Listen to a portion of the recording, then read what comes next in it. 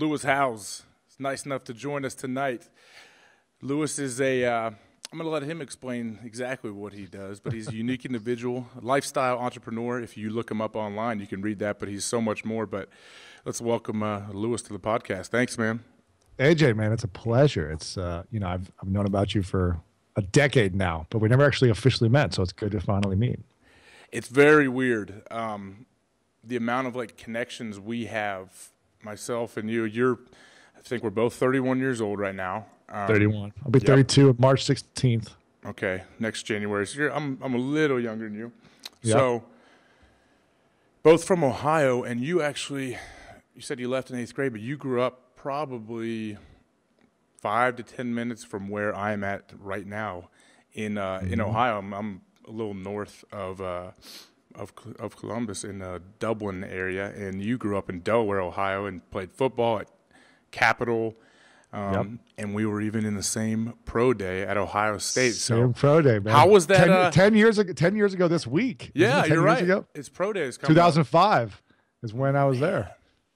It's unbelievable, man. That I didn't realize that all of it. I remember seeing the guy there. I saw this dude making plays out there that didn't play for Ohio State. So I was like, okay, you noticed that, because there was only maybe a couple guys from other schools, like Miami, Ohio, or something like that. And then what's even weirder, you played arena ball, and you probably played against my brother. I think you were there at the same time as him. He was on the Birmingham Steel Dogs. Yep.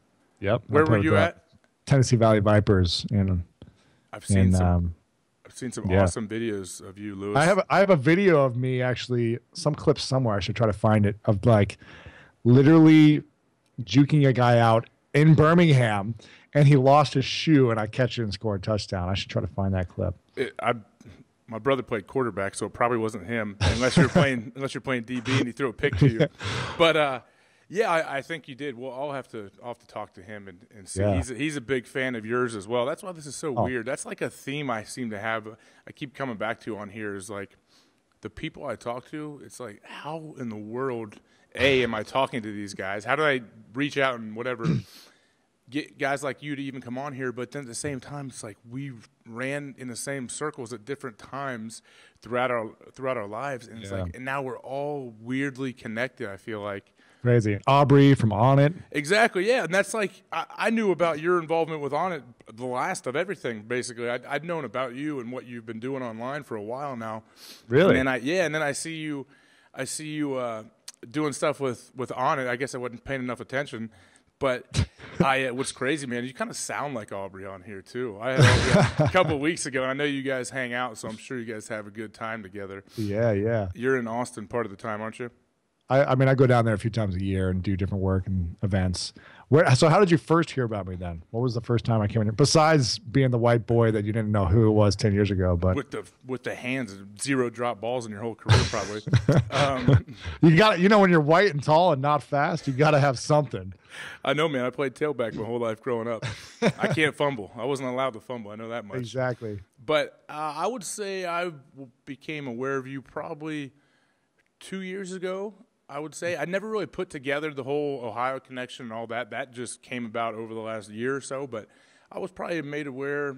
Yeah, I think I got on one of your email lists, honestly, and I kind of saw what you've been doing. I've been a big podcast fan of listening to a lot of them for the past maybe 3 years now. And I talk about on here the Joe Rogan podcast got me going, and that kind of branched out into tons and tons of different ones, but that's when I was aware of you. I wasn't really sure what you're doing, but can you, for people that wouldn't know, can you explain a little bit of what it is that you do online? It's interesting, man. Just like you, my dream was to be a pro athlete when I was a kid growing up. Originally it was basketball, then I stopped growing when I was 12. I was 6'4" and just stopped growing and could barely dunk, so it was kind of like just a struggle. Then I realized that I didn't start playing football actually till I was a sophomore in high school. Till I was 15 is when I actually started. And I was playing on the varsity soccer team, and I was playing a little bit of everywhere. But one of the games I was playing goalie because like the goalie just wasn't doing it. And the coach was like, get in there, Lewis, and just make something happen, because I was just a good athlete. And the football coach happened to be there to watch that game. And he saw like this tall, lanky kid blocking everything and catching all the balls because our defense wouldn't stop him. And he was like, "Hey, come play football with me next season. You know, we'll put you in there. You'll be a starter on the varsity." And I was like, "All right, cool."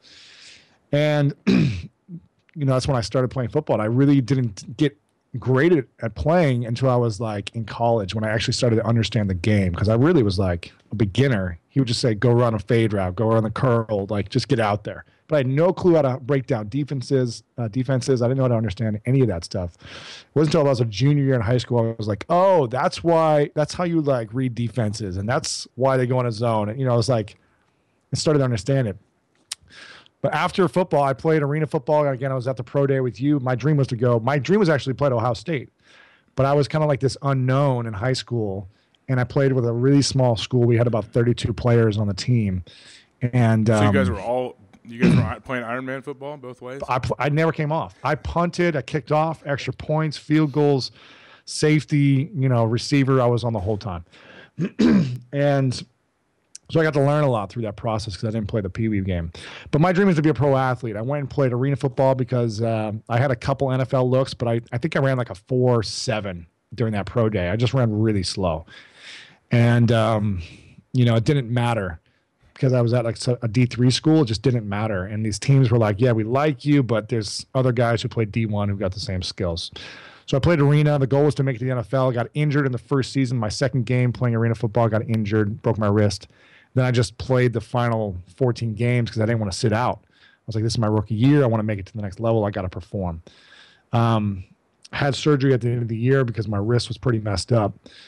And I was delusional. Thought I was going to come back and be like, "It's all right. I got enough game film. I'm going to move up. I'm going to come back and play." And that didn't happen. It took me about a year and a half to recover. During that year and a half, I was sleeping in Columbus, Ohio, off Webster Road, Webster and 71, I think it's 71, just in Clintonville, my sister's couch for a year and a half while I was recovering, trying to figure out what am I going to do next. And I think I heard on one of your podcasts talking about, I think it was the one where your most recent one, talking about transition of like what's next, and talking about when pros retire, what do they do next? I remember thinking, I have no clue what's next. I hadn't graduated yet because I left early to go do the pro thing. And really didn't study when I was in school. I was just like girls and football, right? Like most of us.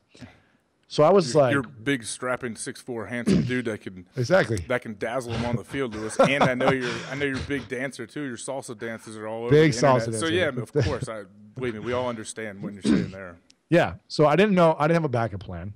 I didn't know what I was going to do, but I knew I had like this taste, and it's something you've experienced. It's like this taste of the most epic lifestyle ever, where you get to go and like do what you want, do what you love, get paid to do it. I wasn't getting paid as much as you were. I was making like $250 a week playing arena ball, but it was like, I didn't care because I was getting paid to do something I loved. And I just knew I couldn't go do something different than that. I was like, I can't work for someone. I want to create the same experience. I want to make my life a professional sport. And what is that sport going to be, and how is that going to look like? And that's kind of what I've done over the last 7 years now. Since I retired, I was just like, I'm going to figure this out. I had no clue how to make any money. I found a mentor, coaches. I basically was like, I need to make my life a sport. And what have I learned in sports that I can apply to making money? Started making a little bit of money, kind of like I was on LinkedIn a lot for the first couple of years because I was like, maybe I'll find an opportunity on LinkedIn. Then people said, can you teach me how you're doing what you're doing on LinkedIn and teach me how to be successful, to find a job or build my business? So I started charging people to basically do like LinkedIn profile makeovers. So would you physically go to them? Some of them, yeah. Like people originally was in Columbus, like local networking business owners were like, hey, can you show me how to do this? Because your profile looks great. Is this like 2008? 2008, 2009. Okay. And then people, like, word spread that I was like helping people make a lot of money through LinkedIn, or helping them get jobs, or helping them get clients. And they would just refer me to their friends. And, people would like just started calling me and say, hey, can you do this for me? So I got to the point where I was doing it for like $50 a session. And then I would charge more and more because I was like, I really don't want to do this, but I'll charge a higher rate and do it until people won't pay it. And I remember someone paid me $300 to do like a LinkedIn profile makeover, but I just done so many of them and was just so burnt out from teaching like one-on-one that after that $300, and I was still broke. I wasn't making that much, but that $300, I was like, there's got to be something better than trading my time for dollars. And that's when things started to click, where I was like, how can I create information? And at the time, it was like LinkedIn and social media. But how can I create information, productize it, and create a system where I don't have to show up one-to-one to make money, but I could show up once to many and make money from that. And so I really started to just do a lot of research and see how other people were doing it. And it's been a lot of trial and error around, over the last 7 years, just trying to figure it out. So now what I'm doing, to kind of wrap up that conclusion, I would say I'm an entrepreneur, a lifestyle entrepreneur, because I'm designing my life first the way I want it to be, and then I'm building my business and my revenue streams around my lifestyle. As opposed to most people, I feel like they're so focused on their business or their career, and then try to have a life around their career. I try to flip it around. So everything is designed around, that pro athlete experience. It's like, how can I just show up, work out, do what I love to do, and then have all this extra free time to play with. And I've built a business now with multiple different products, mostly online educational courses. I've got a podcast called The School of Greatness. I've got a magazine coming out called Greatness Magazine. I've got a book coming out. I've got a lot of different things. I've got a membership site, an online academy, but I'm constantly creating new products and ideas to inspire people to make a full-time living doing what they love. So that's what I do. I teach people how to make a living doing what they love. So like, what if, I mean, it's unbelievable the stuff that you kind of branch out into. There's no telling what you're, it's almost like you can do everything when it comes to helping people become happy and basically chase their passion, which I think is something that's, I love when I see someone take a big risk, take a big chance, and go after it and say, you know what, I want to get one shot at this thing. Why don't let's go for it? Let's do it. I don't know if you've seen. There's a little clip of Jim Carrey going around. He was speaking at commencement speech. Yeah, have you seen that? So good, man. Gosh, it's awesome. So powerful. And he says his whole. I'm not going to butcher it here, but for anyone who wants to see it, there's like 2 minutes of it that are just beautiful. And that kind of stuff inspires me, and it should inspire everybody. I see that's what you're doing online. When you look at what you have, it's like you're only 31. You're doing all these things, making cash, by the way, and you're doing it. I've never heard it put that way. Anyone else say that you build your lifestyle, and then you figure your workout from there, and it's almost like. How would someone else go about that? Like, how would, Joe Couch Potato, stupid hack name I just gave him, but what about some 40-year-old dude that has 2 kids go about this? Yeah, it's a great question. And I think it's a process. I didn't get here overnight, just like you didn't become, where you are as a football player in a year. And people need to understand that there's a learning curve, there's a process. The best thing is to find a support. I mean, everything I'm going to speak about right now is a parallel to sports, but you got to find a coach. First things first. You cannot be great on your own. There's no way you'd be as great as a football player that you are without 20 years of coaches and support staff and trainers to get you there. So when people feel like, okay, I'm just going to research this on my own, I'm going to figure it out, do yourself a favor and find a coach. Now that can look different. It doesn't mean you have to pay someone, although I recommend investing in a coach because... Who was your coach? It's been different throughout the years based on what I need. I have a coach right now. His name's Chris Lee, who I talk to once a week for 30 minutes. I pay him handsomely every month. And for me, it's I don't even actually need him to give me answers. It's more like I want to be clearer on my vision and stay clear on my vision and have someone who's been there and done it all in business and relationships to say, okay, I feel like the thing you're doing right now is supporting you with your vision. Are you sure you want to do that? Or I don't think that's a great idea based on your vision. So everything comes from the vision. When the 40-year-old couch potato Joe wants to make more money on the side or something, he's got to get clear on his vision first. And if he's just I want to be rich, what is that a vision for? You got to have a reason why you want to make more money, whether it's to have more freedom and flexibility with your family or you just want to live a better lifestyle. You got to think about it. The first thing is finding a coach. So for me, I had multiple coaches online. I had people that I paid who were experts at just marketing and building a brand. But then I also had coaches that I didn't pay, people that I didn't even have access to, but that I was learning from, like Tim Ferriss early on. He was pretty much my kind of virtual coach. I read the 4-Hour Work Week during my injury over Christmas break, my brother gave me the only gift I got for Christmas that year, and that was this book. And I read it in 3 days, and I remember thinking, it just opened my mind to the possibilities of, wow, you can make money online, or you can design a life that you want and making money around this lifestyle.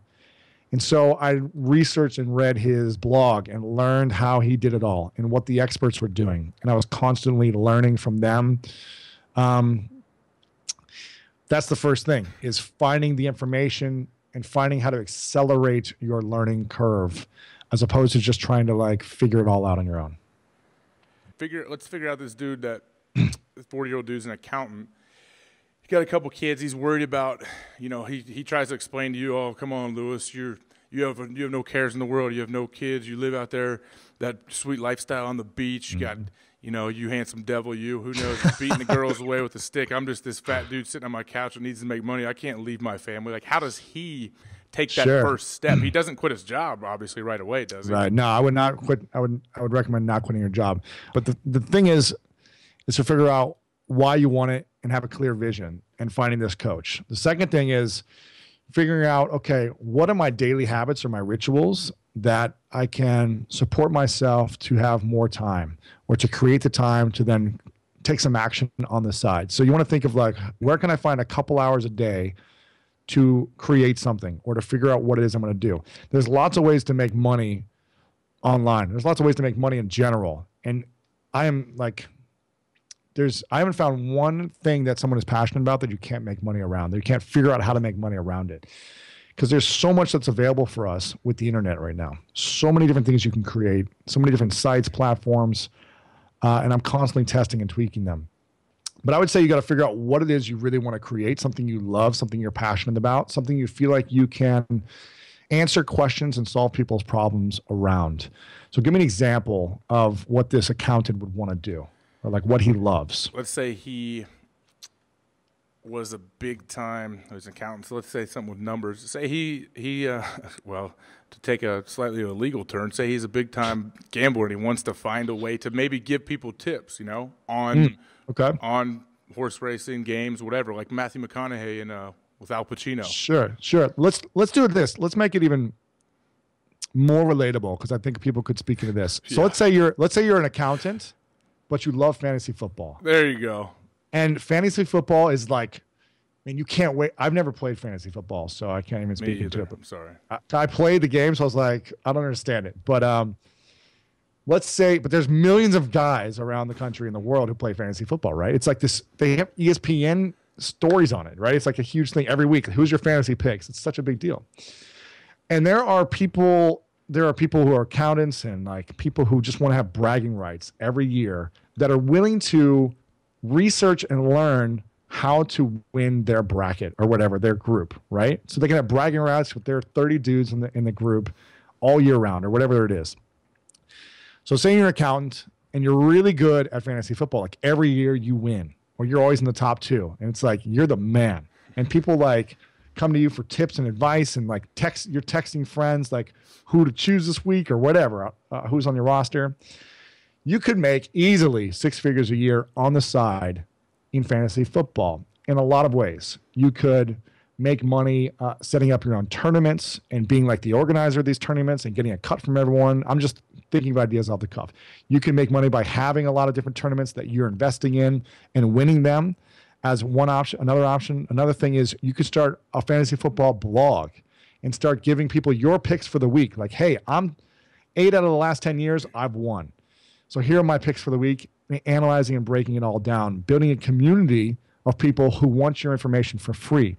Then from there, you could upsell 3 to 5% of those people, or a small percentage, into a premium coaching with you. So every week they have you on access on speed dial, or they get your text messages with your picks, what you're going to do and why. You're going to also get on the phone with them once a month, and you're going to coach them on how to do this. And you're going to be like their actual coach for their roster and their team. And you could charge a premium. There's guys in Wall Street who would pay $1,000 a month to be like, tell me what to pick, because I don't have the time. I'm off making millions, but tell me what to do and do it for me. You could create ebooks, guides, software on how to make great picks. You could write a book. You could create a weekly podcast series and get sponsors for that podcast. There's like 10 different things I've talked about right there where you can make money on the side just around fantasy football, something you love to do and have fun with. That's amazing what you just came up with off the top of your head, and you could tell like it kind of comes through you that how passionate you are about this whole internet world with how to make money and different ideas. And I think it's cool to see that it's almost, you're right, there's no one path to do it. There's so many different. So and many. It's crazy. And that's what, when I was trying to, when I was looking more stuff up on you, I'm like, geez, what does Lewis do exactly? You can't. And I think that's good, though. You have so many different ways you can monetize what you're passionate about and what you do. That it's ridiculous. Now it's a cool time I think we're living in. And I think like you jumped in right at the beginning. You mentioned Tim Ferriss earlier. Was he like one of your earliest like influencers? Because I know I've read all of his books, and man, after a 4-hour work week, you're like, man, I could see this. He talks about taking like 3-month vacations in autumn, setting everything up like basically automatically, and you can just go live your life. And so was he like one of the guys that got the ball rolling for you? He was, man, it was all the right time. Again, before that, I was just playing football every day in Alabama, and in college, obviously, just kind of like my vision was to be in the NFL. So I was like, whatever it takes to make it there. That's what I was thinking about and doing. Training all day, eating, sleeping. That was it. That was the dream. So when it was done, again, I had this big cast on, like my whole arm from here to here. I was like in this cast walking around like the kid from Rookie of the Year. What did you break exactly? I just broke my wrist. I don't know if you can actually see. There's a little scar right there. So they took a bone out of my hip, put it in my wrist. I was stupid because I broke it in the second game of the season. Then I just said, let's just tape it up every day. And so just like pounding it over and over for the next 4 months. And then I had surgery. That was just stupid of me. So I forget even what I was talking about there, but where was I going with that? That's a good question. Oh yeah. So Tim Ferriss. So it was all about the timing. Because after that, I was like depressed, and it was like a month or two after my surgery was Christmas. Then I got the book because I was like, I have no clue what I'm doing next. I got the book, which was the mechanism for opening my mind to possibilities. I didn't think this was possible. I didn't know how I was ever gonna make money ever. I'd never made any money. I never really had a job in my life because my dad was like, your dream is to be a pro football player. Like, don't worry about working in the summers from high school and college. You train full time, that's your job. And I'll just make sure you're fed. That was it. So I didn't learn the skills of how to like make money. I had no clue. I was a 24-year-old punk without a college degree, with zero skills besides being a decent athlete. And I was like terrified. And I think it was that like fear of the unknown. It was like that I had to figure this out. And so the next action I would say to this Joe couch potato who's into fantasy football, but has 2 kids and running a full-time job as an accountant from 8 a.m. to 7 p.m. The next thing, once you find the coach, once you get clear on what you want, is to take action a little bit at a time. But you got to take massive action when you do it. So don't just be like, I'm going to research and maybe do something and maybe try this. It's like, you got to commit and go all in. If you want to be great at anything, you want to make money at anything, you got to commit and take action. And I'm going to newsflash to everyone listening, to Joe Blow Couch Potato, you're probably going to fail pretty quickly. And you're going to learn a lot of great lessons. And I look at failure as feedback. I think it's feedback of what's working and what's not working. So you're going to learn quickly like what's not working and just start moving towards what will work for you to make the money you want. And obviously along the way, you're going to be figuring out like, okay, I'm learning a lot of this stuff and doing it a lot on my own. Once I start making the money, I can bring in a virtual assistant or someone to support on my team to then systematize it. I can invest in software or the tools I need to really automate the process. And it's just going to take a little bit of time to make it all happen. Now, that says this guy, we don't have to keep using this dude as an example. I'll get past this guy. I'm sorry for the terrible name I gave him. But I'm just trying to relate it to even myself, anybody. This is such a weird, I'm not a tech guy. I don't know exactly how to work everything. I definitely look at like Elance and all these sites, and you guys have, people talking about having a virtual assistant and all that. I don't need that. I'm not pretending like I do. AJ saying he's not a tech guy with a green screen and a mic in the background. Right, Todd. But you're not a tech guy. Todd DeHaze runs the site. My buddy. Yeah, I wish, yeah. And I got some lights. But even if you're not a tech guy, you found someone who is. Exactly. And that's you have to. I wasn't a tech guy. Like, I'm not like a coder or designer or programmer or any of those things. I barely knew how to use social media, but I knew how to connect with people and like, post a message. And that was kind of, and I'm not a writer, but I've got books. You know, it's finding the people to support you on your team, like you said, who got your podcast set up. It wasn't you. You had support. Yeah, I had the idea, and then I had to go out and find, you know, people to help me and guys that I knew loved it and were passionate about it. And Todd will see this and not edit anything out, really, any wording other than my terrible intro that we talked about off mic. I blooper fumbled, reel. yeah, put on a blooper reel someday. But when you first start that, like say you first take that step to go out there and let's say just even use myself as an example, was there a moment for you where you felt like you know, stepping out of your comfort zone just felt really weird and awkward? Because I mean, even this thing, I love podcasts, so that's why I started mine, so I could talk to some cool people and learn some great things, which I already have through 20 episodes so far. But I still feel weird doing it because this isn't like, I'm sure if you talk to like my 5th grade teachers, they're like, there's no way AJ's doing that. You know, I didn't say a word. I didn't speak my whole life, you know, I was super shy and whatever. Yeah. So this is just, I feel I love it, so I'm going to continue forever, hopefully, doing it. But did you have that moment of like when you first put yourself out there, like, oh man, this is just not me? I remember I had every negative conversation about I'm going to fail. People are going to laugh at me. What are they going to think? Am I going to look stupid? I remember like the first thing I did that really put me out of my comfort zone was I hosted a live event. I was on LinkedIn like constantly. And around 2008, 2009, people were doing these things called tweet ups on Twitter. So they were like meeting up around the country that they were connected to on Twitter. Like they were in their local communities and they were like meeting up and talking about tweets and stuff. And I remember thinking, you know, I should do this for LinkedIn. I should do like a LinkedIn networking event because there's so many people in 2008, 2009 who were looking for jobs, looking to build their business, but they were struggling with the economy. And I said, I think I can bring a lot of people together because I really was building these communities on LinkedIn. So I remember I was like, I have no clue. I'm 24, 25 years old. I'd never hosted an event before. I was like, I'm inviting people who are like 30 and 40 years old. I was the youngest person there and I was the one hosting it. I didn't have a job. I had zero work experience. It was so uncomfortable. I had to like buy a sport jacket because everyone was dressing nice. And I was like, what am I going to do? I'm like this thug wearing like baggy pants, playing, you know, football. You just wear sweatpants and a t-shirt all day and a hoodie. And I have to like dress up. So everything is uncomfortable. The language people are talking about, everything, my age, I'm just feeling inadequate. So was this like just you? I mean, did you have anyone else helping you? Just me. I was like, I'm going to try this thing. I actually hosted it in St. Louis because I like knew a bunch of people there as well. But I was like, I'm going to host it here. Like at a hotel conference room or what? I remember, here's what my thought process. I was like, okay, where am I going to do this? Because I know people do events at like restaurants and bars and hotels. But I just wanted to do like a 3 or 4 hour networking event. And I wanted to get the venue for free. So I was like, who would give me the venue for free? And I was like, I bet a bar or a restaurant would on the worst night of the week where no one shows up.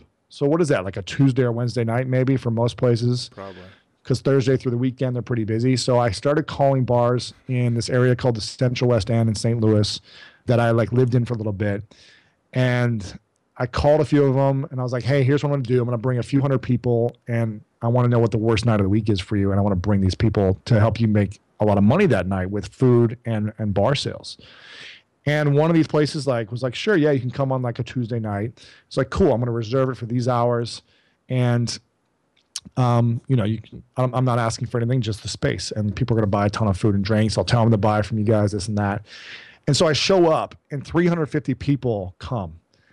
And I remember giving it away for free. I was like, it's a free event because I didn't want anyone not to show up. So I was like, it's free, just come, network. And I sold sponsorships. I sold like 4 tables for brands, companies to promote like their promotional stuff for, I think I charged $250 a table.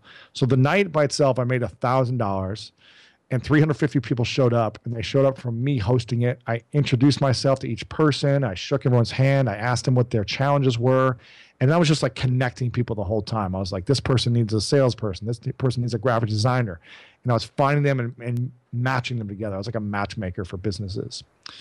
And I was like, well, there's something here. People need like these events. I did 20 events over the next year. I started hosting them in Ohio and Columbus and Cleveland. And I started to learn like, okay, how can I make more money from these events? I'm going to start charging. So I started charging $5 and people still showed up. And I did the sponsorship thing. So I was like, okay, I made a little bit more money. I was like, let me charge $10 and $20. So I started charging more and more people kept showing up. And then I was like, how else can I make money? I started building a relationship with these venues and said, hey, if I do $5,000 in food and bar sales and during these 3 hours for you, will you give me 10% commission? Because I'm going to bring you this on the worst night where you're not going to make any money. And they were like, sure, we'll try it out. And I go, what if we make 10 grand? Will you give me 20%? And so I was like working these deals to just try to leverage my network and make money off of every aspect. Then I was like, let me get some LinkedIn consulting for people because people want to learn about how to master LinkedIn. So I was like, all right, I'm doing the one-on-one thing. And then I was like, you know what? I don't want to do one-on-one anymore. Let me put all the information out in one thing and give it to, and sell that. And so I wrote a book about LinkedIn and said, here's the answers. And I carried books around with me everywhere and charged $10 a book and bought them for $1.50 a book myself. And it just kept growing and growing from there until I got burnt out from doing 20 events. That was like that sounds basically like an old school webinar that you host now, but now you can sit at your computer and reach thousands at one time, can't you? That's it. So I was doing these live events and I was like, they were fun, but they were wearing me out. I was just like, you got to promote these things for 3 weeks. You got to show up. And you're introducing yourself to all those people too, man. Everyone, that'll take its toll on you. Oh my God. At the end of the night, I just couldn't talk. I was exhausted. I was like, and it's I like only being made at your own wedding reception. You're not married. every month. And again, I was just like, how can I grow this and scale this, and I needed to do that to get the hours in of practice of like relationship building, of presenting, of just like messing up on a smaller scale. And I think people want to jump so big to like, let's do this huge thing right away without the experience. It'd be like being 16 and trying to play in the NFL. It's not going to work. You need to go through the next 6 years of a process of learning and these big gains, big moments to like be able to prepare yourself. And it wasn't until I did my first webinar where I think 600 people showed up to this live webinar. So it's just like me speaking into this camera right now, but 600 people watching us, right? And I was terrified. I was like trembling, dude. I was like you. I was scared to speak in front of a group. I'm pretty good one-on-one and terrified to present in front of a group of people, like trembling, dripping sweat like an hour before, thinking about it, having to read word for word what's on my like notes, not able to look anyone in the eyes. I was terrified. And I remember doing this webinar. Luckily, I couldn't see anyone else. So I'm just looking at the screen, right? And looking at my slides. And I start getting in the zone. I'm speaking about my topic, which was LinkedIn at the time, teaching entrepreneurs how to use it to build their business from all the things that I learned over the last couple of years. And at the end of the webinar, I offered like $150 advanced training on teaching people like more about LinkedIn. And I closed the webinar down, like terrified of what had happened. But I opened up my email and there was $6,200 in my PayPal account instantly. And it was the most beautiful thing I'd ever seen in my life because I was like, wow, I didn't have to show up in person to do this. I didn't have to spend like hours of my time. All I got to do was get on here and present and talk about something I like talking about, sell something at the end, and make this much money. I was like, I could do this every single day for the rest of my life. And I've done like over 750 live webinars now in the last 5 years. And, continue to sell products and evolve my speaking and topics. And it's grown since then, but it's just been an incredible journey. And it's because, I think you'll appreciate this, it's because I showed up like time and time again. Like for the first few years, I wasn't really making much money, but I showed up and I was willing to practice and like try different things.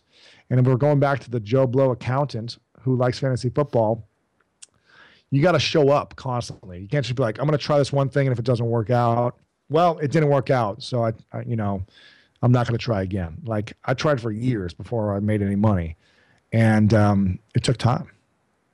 I think that's an awesome story. Just shows how you the reason it worked and it's working now and growing every day is because you're so, you want to do it. You're passionate. It's not like you're sitting there, someone's telling you, your boss is saying, hey, you got to go run these live events, over the computer, do these webinars.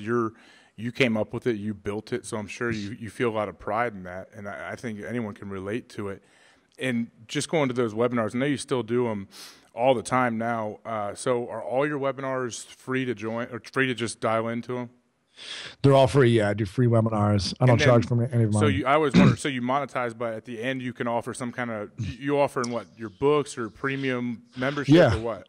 It depends on the topic, but I've got a couple of main products right now. One's like $1,000 online training course that teaches people how to leverage webinars, the right softwares, how to present. I give them like all the slides they need to lay it out. I pretty much make it as easy as possible for people to start using webinars and build their business using them. But before I was teaching people like social media trainings on LinkedIn and Facebook and YouTube and teaching all of that. And so it's evolved. Again, it just depends on where I'm at in my life. But webinars for me have been where they're at. And it's really anything where you can share your message to a large audience and not have to show up in person to spend that time traveling is a game changer. Just like this podcast, I think I saw your last podcast, the video had like 40,000 views in like the first couple of days. And you're able to reach 40,000 people sitting in your basement after you put your kids to sleep. You have one child or two? Two, 4-year-old daughter, 2-year-old son. Wow, man. Yeah. And it's like the thing that the internet gives us and these platforms give us is freedom to reach our audience and achieve what we want without having to do it one by one. And it's just I feel so blessed and grateful that I got injured when I did. It was like devastating. I wish I could have been playing with you for 10 years in the NFL and living that lifestyle. But at the same time, I'm like, gosh, the timing of it, looking back, is so perfect. And I wouldn't have been able to get in and do the things I did and have the impact I'm having on people's lives by taking action and launching a podcast and these courses and writing these books without the internet and without the timing of everything happen.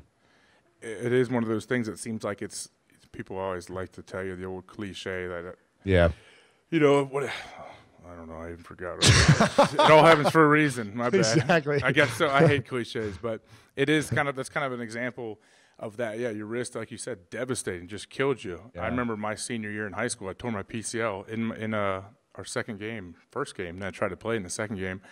And I went and got an MRI, and I remember I walked out, and the guy had read it.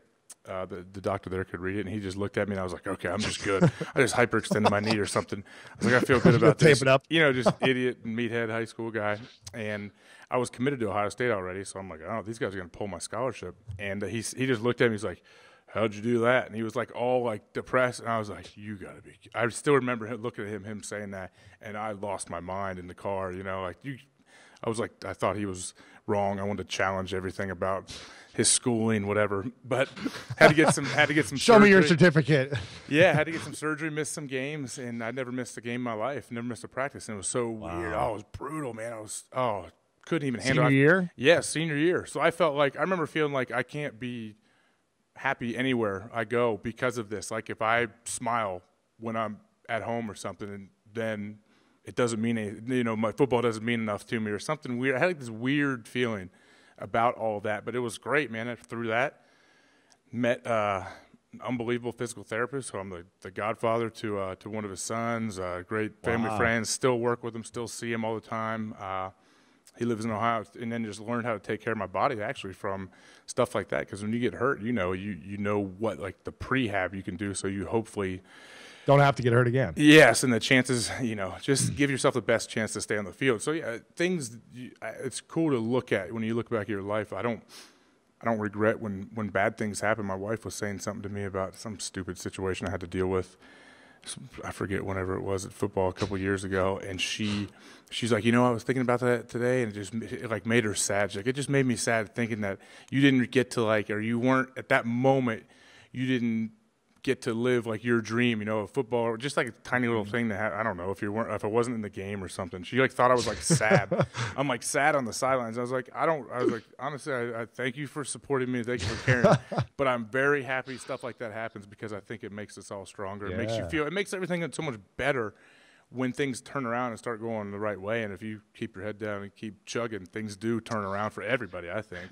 Exactly, man. And adversity, you know, I'm not saying everyone needs to go out and find adversity and go break something and have like surgeries. It's not, jump in front of the train or something. And survive it so you can write the book afterwards. Exactly. I mean, that's not, you know, I don't think we need that, but there's always going to be adversity that comes no matter what, whether it's emotional or physical or relationship, or there's going to be adversity somewhere in our lives, and it's going to happen. And I feel like that adversity is something we should always embrace and turn it into our advantage. You know, I really turned my adversity into my story, into my mission.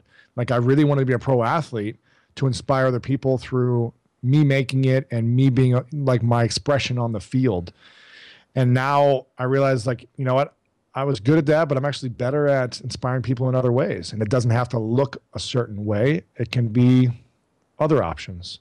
And so as opposed to being depressed and doing what some guys do, which is do nothing after they retire because they get injured and they're like, oh, my life is over, so let me do nothing. And even more unfortunate, some guys actually end their life, which is really sad and really unfortunate. Some of the best athletes. I think that's when the adversity comes for a lot of guys. And that's when they should say, listen, this is my real adversity. What am I going to do for the rest of my life? And how can I make a difference and an impact? Yeah, what am I passionate about to chase? And that's why this is a great time. It's so many avenues to go about that. Yes. Back in the day, you didn't have, you know, you would have had to travel and go all over. Now you can do it from the comfort of your own home. So it's more plausible with the family, with whatever your situation may be for everybody. You said taking some adversity and using it kind of to your advantage. I watched your School of Greatness podcast with what's his name? Tony Robbins. My bad. Tony Robbins. Yeah. I mean, I saw Jack Canfield too. That was amazing. I'll get to that. But man, thanks. You're sitting down with Tony Robbins. Sorry, I blanked for a second. It's all good. You've spoken to so many awesome dudes. It was like, and I've listened to them. It truly is inspiring. I'm not just trying to pump you up on here. The School of Greatness podcast is great. I'm a huge fan. I'd put my earbuds in and walk around the house, work out to all that stuff. But thanks, man. You sat down with Tony Robbins, and I think you told him your three like dream guests were him, Tony, The Rock, and Will Smith. And of course, Tony's like, oh, they're both great guys. Love them. You're like, but I got my speed down. Yeah. Oh, great people. They each pay me $2 million a year, like to counsel them. And so that was a cool part. But how did you feel? I just want to know. Anyone can go watch that, and tons of people have. But how did you feel going into that talk? Like, I prepared for a month. Did you have a lot of anxiety? I prepared for a month. Really? I was like, I don't really get nervous interviewing people. And I've interviewed celebrities and, you know, great business minds, billionaires, you know, New York Times bestselling authors, world, you know, Olympic gold medalists, all these things. Really smart people. But for some reason, he just had a profound impact on my life since I was a teenager. And I was just, you know, so inspired by his vision and his mission and his like commitment to serving other people. Now, some people might think he has a big ego or, you know, he's in it for other reasons, but like, there's no denying of how big of a heart he has and how he moves people to a better life for themselves. And I was just like, man, this guy, you know, he's just inspired me in the way he speaks, like the presence he has, the energy he has, all those things inspire me. And I was just like, I do not want to mess this up, you know? This was like a whole nother time. Face to face, sitting 5 feet away from him, too. Like, he's touching me the whole time. How was that handshake, man? He just threw his monster bear claw at you. I was like, God, he might have broke your hand, Lewis. Yeah, it was good, man. I mean, it was strong. He seemed to really like you. You guys had a great rapport. Like, it was really comfortable, and you got a lot of good stuff out of him. So did you feel like you got what you wanted from that? It's funny because a lot of my friends watched the video and listened to the interview. You know, Tony doesn't do too many interviews. The reason he was doing these interviews was because his book came out, the first one in 20 years, I think. So it was like this opportunity. And a lot of my friends were emailing me separate times saying, hey, man, I watched this episode and I watched every interview he did. And they all said the same thing. Like, I'm not saying this because we're friends or whatever, but you really got the most out of him and you didn't allow him to stay safe. And so I wanted to make sure I set him up to win, where I was like, listen, I want to promote your book. I want you to say all the things you want to say, but I want you to feel comfortable enough that you're willing to really open up in a way that leaves an impact on people's lives when they hear that, so they remember it or they take action. And that was my commitment going into it. That was my intention. I was like, I'm going to research everything that I can. I read his whole book, and I barely read. It's a long book too, man. It's like 700 pages, and I was like, I'm committed to this. I interviewed his son the week before and grilled his son for like 4 hours. He stayed at my place, and I was like, dude, tell me everything I need to know about your dad. I was just like asking people that worked for him. I really researched and did the preparation. It's just like, watching game film for 2 weeks before the big game, the Super Bowl. You get a couple of weeks to prepare. It's like I did the game filming for freaking a month. And there were moments I felt very comfortable, but I was really nervous before. And there were moments during it where I was like, holy shit. Like, Tony Robbins is telling me the most incredible stuff right now, and I'm sitting in front of him and he's touching me. I was like, had this little fan moment, but it was like, at the same time, very appreciative, and I think he had a mutual respect. And afterwards, he was like, let me know if I can ever support you. This was great. Like, thank you. He was very awesome, and it was really cool. It was like the Super Bowl of interviews for me. It was like one of those moments.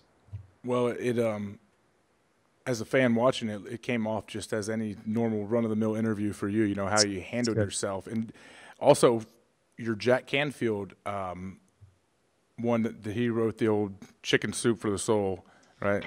Yeah. Oh, he has billion 500 million copies. Yeah. He's got so much. He's got so much cash. By the way, he has to. But I think he said he's been married a couple of times, 2 or 3 times. Yeah. So I'm sure those ex-wives are rich too. But he was really inspirational, really cool. I know you showed like a 15-minute thing where you guys were playing pool afterwards, and it was just like a hangout, and that's why people like podcasts and everything.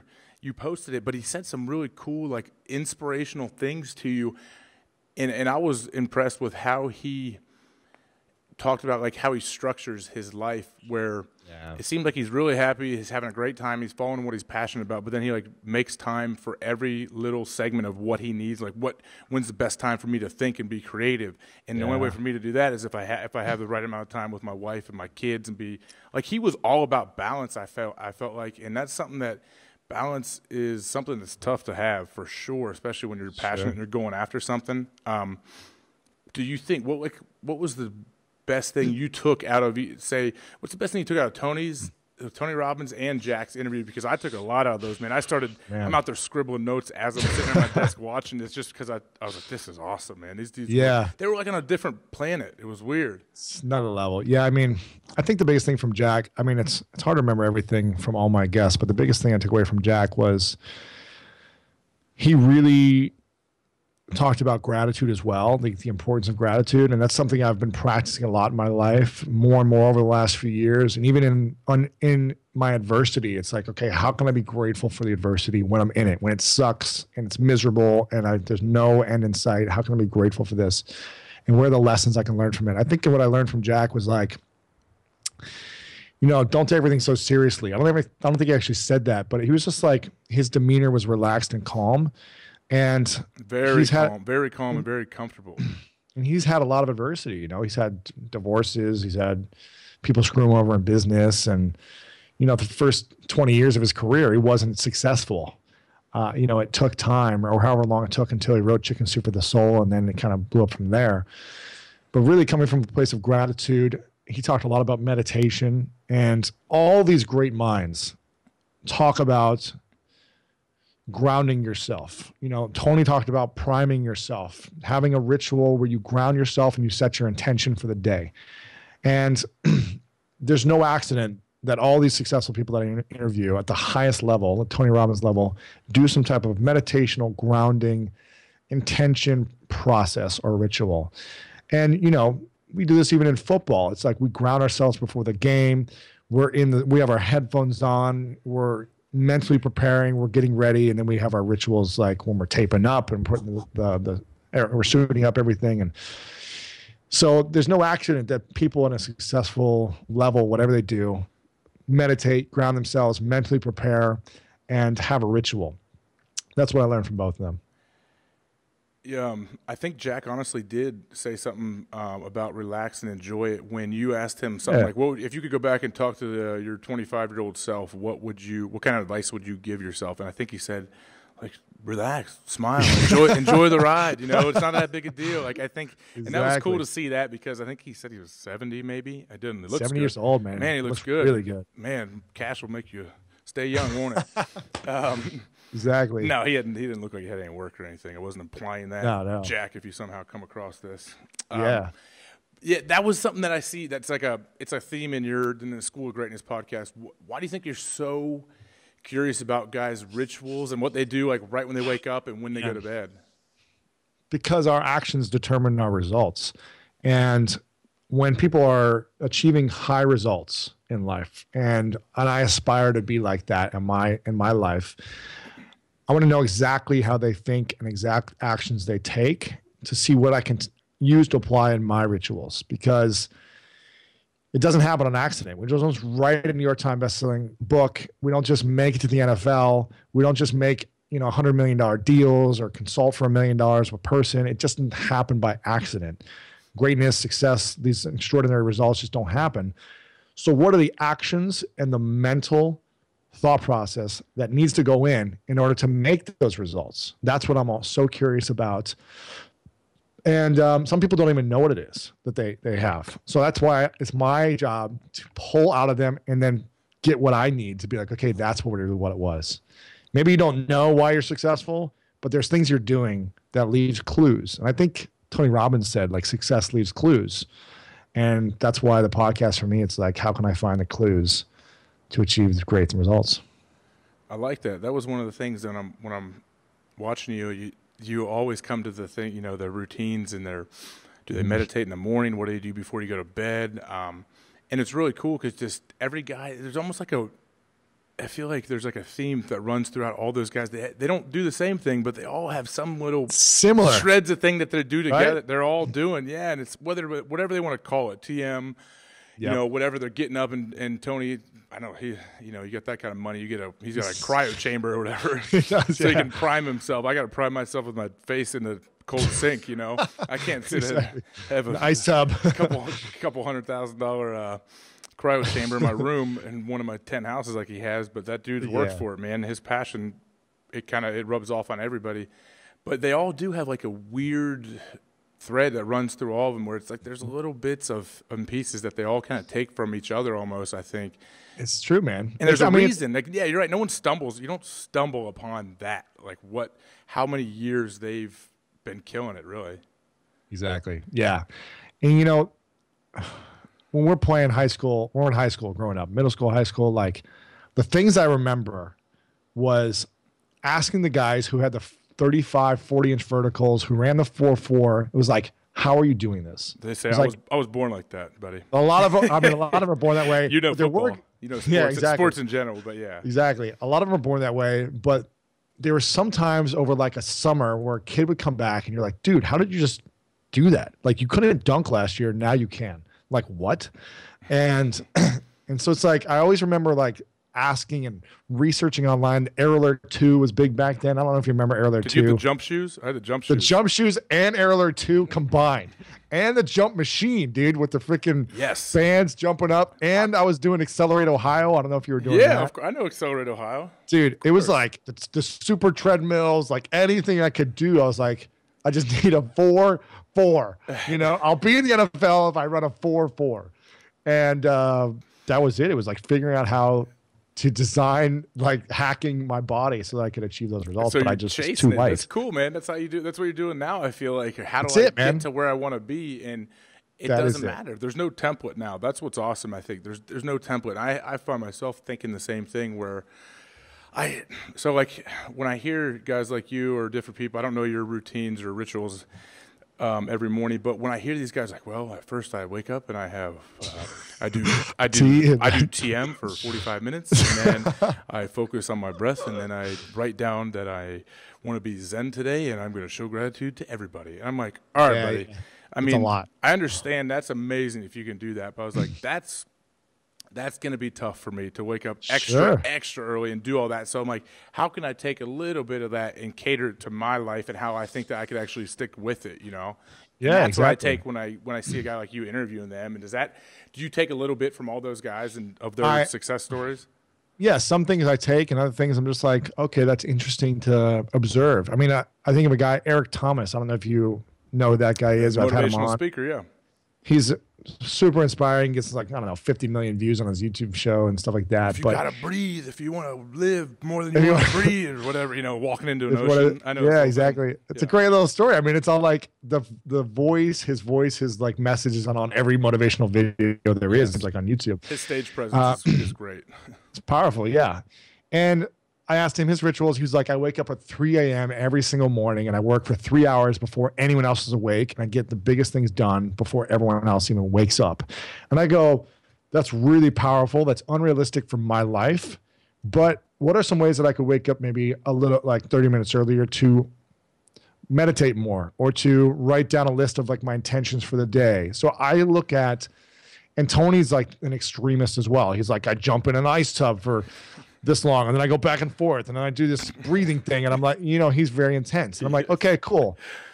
What is one little thing? Like maybe I could apply the breathing thing before I go on stage or before I get, before I do something, a podcast or a webinar. Like maybe I could apply one thing, or I could just have it in my tool belt to like take out when I want to use it.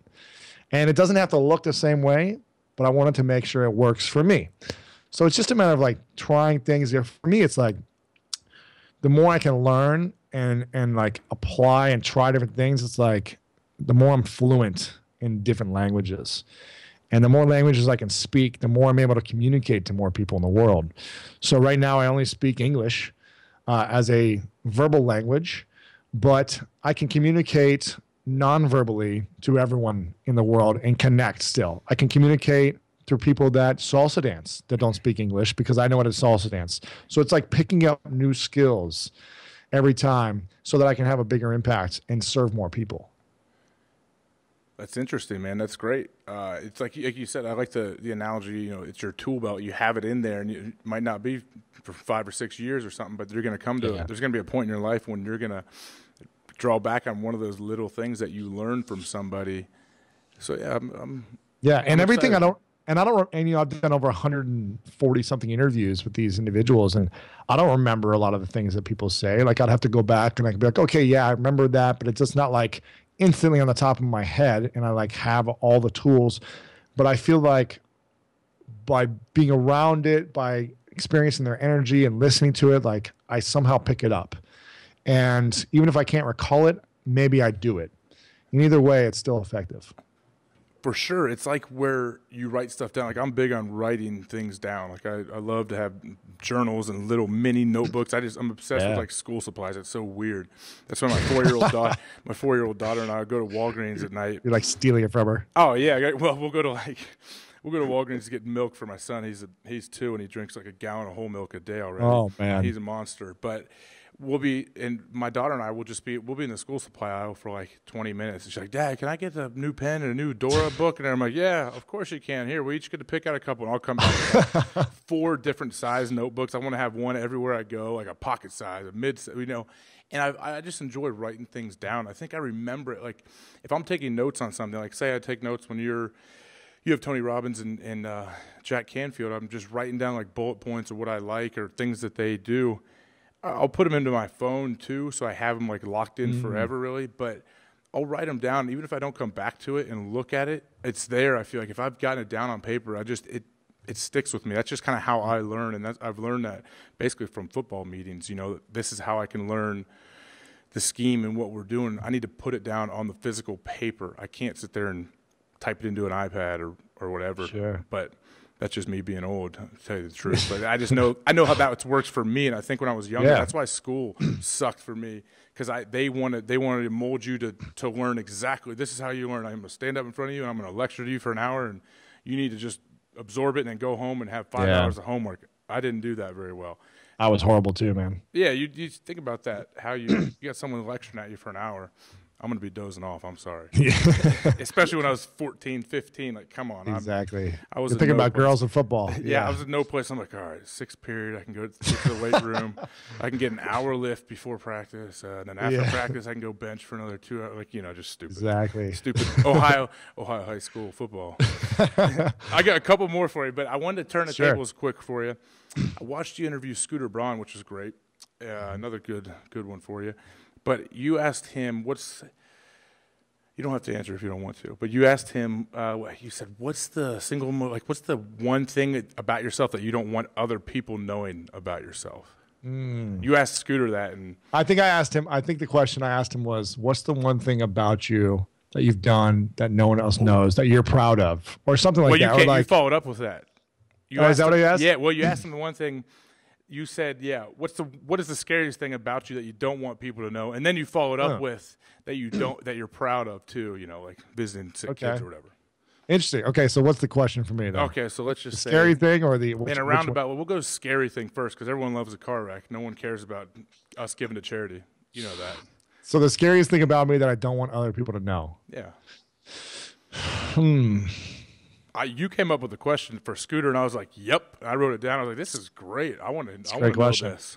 Okay. Well, here's the thing. I'll tell you a few of them. One of them, which I didn't, I've been opening up a lot about my fears and my past and my podcast over the last year and a half.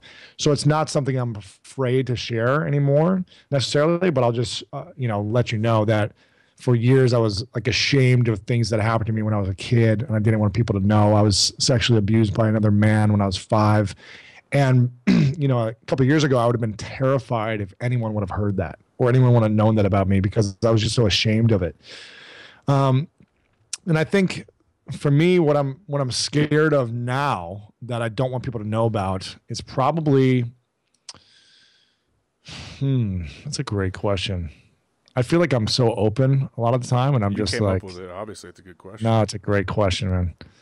I don't know if I came up with that. I probably heard someone else come up with it, but none of it's ours. We're just, I think exactly. I think what I would be scared of. I don't really know if I'm scared of it, but I'll just, something that's like been a part of my fears growing up as a kid is like not being accepted, like not having friends and people like thinking I'm a loser or like a phony or not finding value in who I am as a human and like what I'm creating or my skills or my assets, and people just no one liking me. I think that's like a fear, is like no one is going to like me. And it's one of the things that drove me as a kid wanting to be great as an athlete because I wanted to have friends. It wasn't, I wanted to have friends, but I wanted to feel like I'm doing something that was fulfilling and fun. But it was like you were popular when you were great at sports growing up. And I was always afraid of like not having friends. Because when I was a kid, I didn't have any friends. I was like this tall, ugly looking kid who was stupid, who couldn't study, and it sucked. And so my fear is like, I'm not really afraid of that anymore because I feel like I'm fine now, and I've done a lot of work, and I have a lot of value to bring. But I think that's like in the back of my head. Maybe that's like a fear, is like no one will like me. If let's say you snapped your fingers right now, and someone took all this away from you, like you're still here, you're still alive, but you're the same. Now you're 31, you're still sleeping on your sister's couch. You think that would still be there? If I'd already experienced it all and had the information in my head still, I would be. I know if I went like bankrupt today and lost it all, and like for whatever reason, like my money was stolen and I didn't have any money left, and all my physical possessions were gone. Yeah, it would suck, but I would also kind of be like, you know what? I'm actually excited about this because I would know. I'd be like, all right, how much money can I make in the quickest amount of time? And who can I call? And what can I do? What can I create? It'd be like a fresh, slate of like, how am I going to design my life moving forward? And how am I going to turn this adversity into advantage? So I would like be creative and be like, okay, I'm just going to figure it out because I've done it before. I had nothing when I retired from football. And I was on my sister's couch. There's nowhere lower I could have been. I was broke. I was broken. I was sleeping with my sister's couch. I didn't have anything. And my dream was gone. My identity was gone at that time. So there was really nothing, like I'm not afraid anymore because I've already been in that position. And now that I know how to make money from an idea and turn an idea into profit, I know I can do it with anything. Like I just have that confidence now. And that's been powerful for me. That's a great answer, man. It's pretty deep. It's pretty deep stuff from a young man as yourself, but you do have a ton of experiences. Do you, so you're not, just to, as I'm wrapping up, not to get too personal, but are you married right now or no? Not married. I've got a girlfriend. Okay. And yeah, I mean, another fear is that like relationships, Commitment? Hell yeah. I mean, I'm committed to my girlfriend and we've been together for like 7 or 8 months. And I just told her this last week and I was like, to be honest, it's really scary for me to tell this to you. But it was like an emotional conversation. But I was like, I don't know if I can be with one girl the rest of my life. And she was like, well, I don't know if I can be with someone who's wants to be with other girls. And I was like, I'm not saying I'm going to act on it right now. And I'm committed to you, but I'm just telling you that I'm afraid and I don't know where this is going to go in the future. Like, I love you. I'm committed to you. Like, I'm in this right now, but I'm telling you, I'm not ready to get married. Like, I'm sure you're sick of people asking you, like, does your family and her family, oh, how you doing, Lewis? Really? You don't have that? My family doesn't ask any of that. Like, my family is very non-traditional. And like I've had, my brother went to prison when I was 8 years old for 4 years, selling drugs to an undercover cop when he was going to Ohio State, actually. My sister got divorced. My other sister was engaged and then they broke it off. It's like, my parents are pretty cool about it. My family's very forgiving, loving, because it's like we've all messed up, Are your parents still together? They're divorced as well. They got divorced when I was in high school. Yeah. Does that have like, my parents still together. Does that have is that in the back of your mind all the time, like with the relationships with girls? It's not in the back of my mind. I think since I'm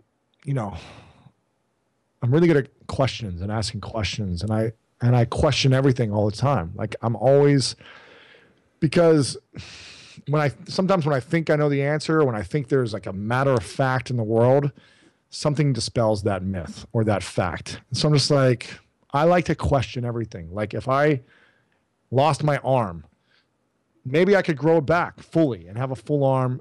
Like, is that possible? It's never happened before, but I like to think that anything is possible. And as crazy as that may sound, I believe it's possible.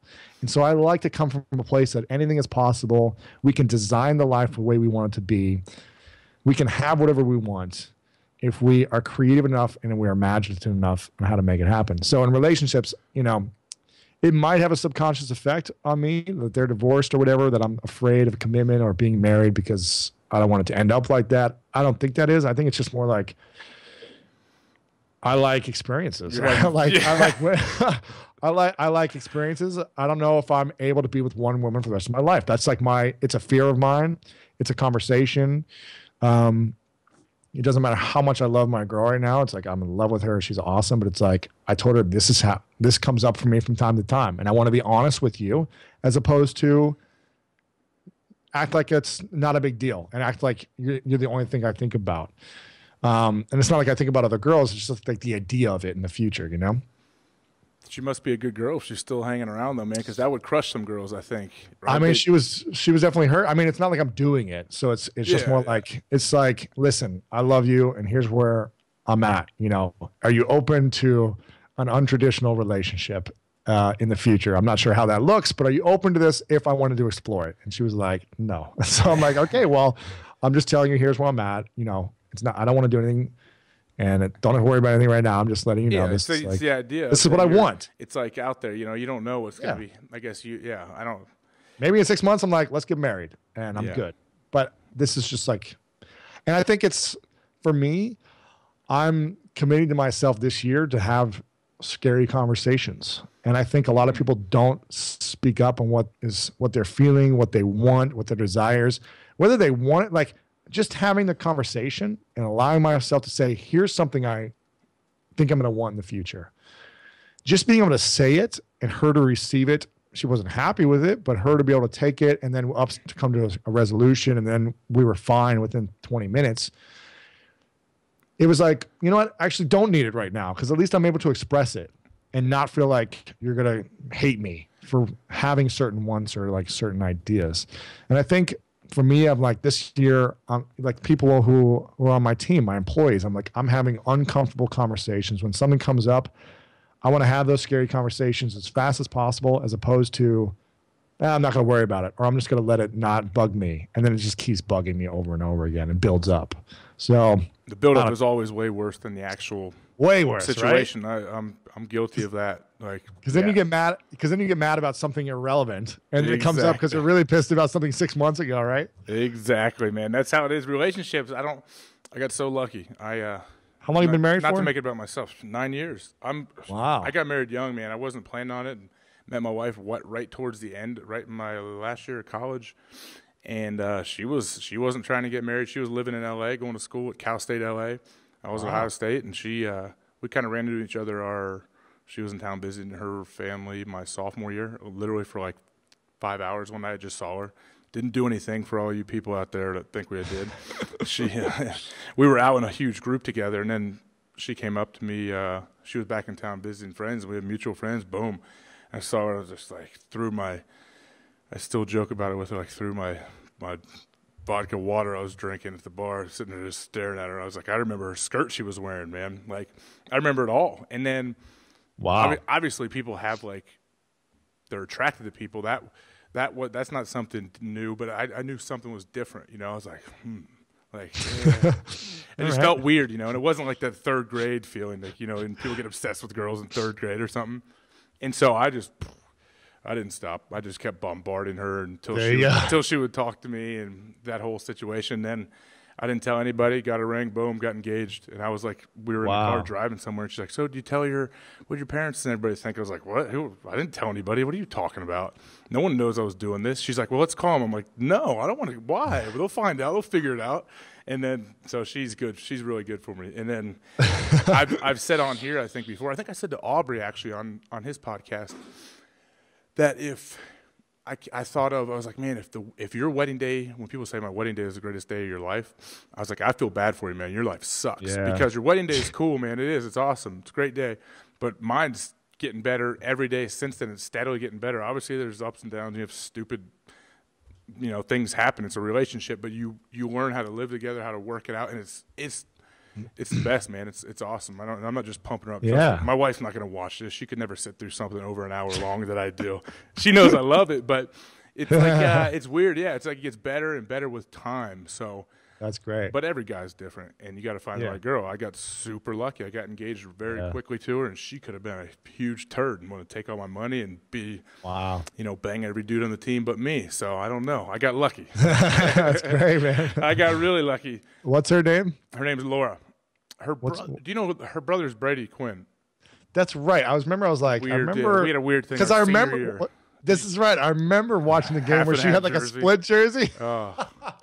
We both were like, That's she's hilarious. So distraught, like from that. She's like, I can't believe it. She was like, what do I do? Like, she was mad. Position. She didn't know what to do. She had no idea the camera was ever on her. And the camera was on her constantly. I remember this she had no idea of that. And that's people remember that. I think her mom. It was more about her than about you. Oh, yeah. Game. Oh, man. And then she didn't know how we'd only been together for. And you sacked him once, I think, didn't you? Yeah, and I got him a couple times. And then there's a reaction to her. Like, is she happy or sad? She didn't know how to feel. And she's like, she told me after, like, she talks about it now. We joke about it because when we go out, people will say something. They're like, oh, you and Brady, you guys still butt heads at the Thanksgiving table? I'm like, no, we don't care. We don't talk about that game. But it's so funny. Yeah, she didn't know it was going to happen. And so she was so, like, distraught. Now, not distraught, but just like, she's like, what was I thinking? Like, some guy made that jersey and thought it would be cool if she wore it. And we're like, okay, we're so young and stupid. Yeah, whatever. We didn't know they were going to show her the whole time. But she's like, oh, well, you know, I wanted Brady to do well. And I wanted you to do well, and then all of a sudden you guys started killing him. She's like, I didn't know how to feel. I started to just get mad. She saw her little brother, you know. He's her little brother, and she's been protecting him forever. He's getting beat up. Beat up by the Buckeyes. It happens. Oh, man. That's funny because the next couple of years, I threw with Brady a number of times. We'd go out to the field and throw, like, one-on-one. I texted him today. I didn't tell him I was coming on here with you, so I'll let him know.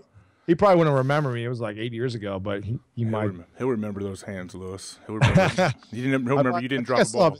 Yeah, exactly. I think I still have his cell, so I could text him or whatever. But I haven't seen him in 6 years probably. Yeah, he's down in Florida. But I'm gonna wrap it up. But I wonder Is he playing? Is he playing? Still? He worked for Fox Sports 1 this year. You know, he's hoping to someone might give him a chance. Nah, not officially. He hasn't done anything like that. You know, quarterbacks have a weird quarterbacks can be out of the league 2 years and someone will sign them. They're always in need of them. So, but he had a good gig with Fox Sports 1. He called a bunch of college games and did like 3 or 4 NFL games too. Wow, he's really good at, you know, Brady's like super intellectual, super professional. Nice, good dude, man, hard worker. But just to follow up on your question real quick, I got to clear it up in my mind. How would you feel if your girl came to you and said, "Well, I could never be with just you, Lewis. I want to be with every other guy too." We talked about this. She said, because that's a table turner there. That's tough. Of course. Well, I said you are progressive. You're an advanced human if you can handle that. Definitely. Well, she said, "How would you feel if I wanted that?" And I go, "Well, is that something you want? Because if it's something you want, we could have that conversation." She's like, "No, it's not." Well, I was like, "Well, I would hate it and I wouldn't allow it then." But I was like, "But if it's something you wanted, then I might be open to exploring what that looks like." You know, I'm not saying we're actually going to do this, not saying I want to do this right now or you're going to do this, but, and she was like, "But what if I did?" I'm like, "But you don't. So there's not a conversation there." You know what I mean? It's like, if you did, then we could have a conversation. So this is great. Record it on your podcast. The next conversation you have about this. Exactly. That's awesome. No, she's great though. I love her, and I'm fully committed to her. She's awesome, and we had this conversation, so it's all good. Good for you, man. More, at least about being honest. I give you credit for even saying that publicly. Like you brought up that's a very tough conversation. But yeah, if you get it off your chest, it probably felt good, and I'm sure she. Yeah. At the least, respects the move, you know. She doesn't. You're not trying to. Yeah. If you're gonna admit that to her and tell her that's like in your brain, I think she's probably not too worried that you're lying to her about anything else. Exactly, because I'm like, here's where I'm coming from. You know, I want to be honest with you because I love you, and I want us to come from a communicating place, so we're both on the same side, and create a win-win for both of us. And I don't want to create a relationship that is like what everyone else is if that's not what we want to do. I want to be able to create something that we design. And maybe it doesn't look the same way as everyone else. I'm not saying I need that. I'm saying I want to be open to be exploring options of how we want to create our relationship, the way I like to create my life, which is not like everyone else. Well, that's great, man. That's a good story. I'm sure down the road you'll ask her if you'll see. Oh, I just envision. I'm sorry. I'm like a 2-year-old. I envision you being like, "Hey, you guys are out to dinner. You're like, hey, what if Jenny tags in tonight, huh?" Would she be offended if you asked her friends to tag in with you? Like, well, I thought we talked about this. Are we not in the nest? Are we not in the nest? Yeah. Oh man, that's another story. That's a reality podcast. Show, man. That's a reality show that they're gonna follow you guys around in. We'll stay tuned for that. But wanted to finally wrap it up after I keep badgering you. But man, thanks so much, Lewis Howes. You listen to him on the School of Greatness podcast. I found it a while back. I love it. I've been scrolling through all your older episodes, listening to him, and super powerful stuff. Was it lewishowes.com? That's it, man. Your website. Yeah, School of Greatness on podcast on iTunes or whatever. Yeah. Yeah. Subscribe. You don't need my help. You got billions. You got so many damn downloads. But yeah, you're super generous guy. I appreciate you coming on, giving me all the time. It's Thank you. Honor for me to have you here, and I look forward to learning from you and bouncing some ideas back and forth. Dude, I'm down anytime. It's a pleasure to be on. I'm so grateful that you invited me on, and love to come back on sometime again. For sure. We will get an update on your professional life and your personal life, Lewis. But we can leave that out if you want to. But you're an open book, like you said. I am, yeah. I respect it. It's a great move, man. Lewis Howes, thank you. We will talk soon, man. Thanks, bro. OH. I-O. Thank you for joining in. Please visit thehawkcast.com where you can discover the next guest, get a little more information about why this exists, watch past episodes, or link over to iTunes. And tell some friends too, so we can all hear more great stories together.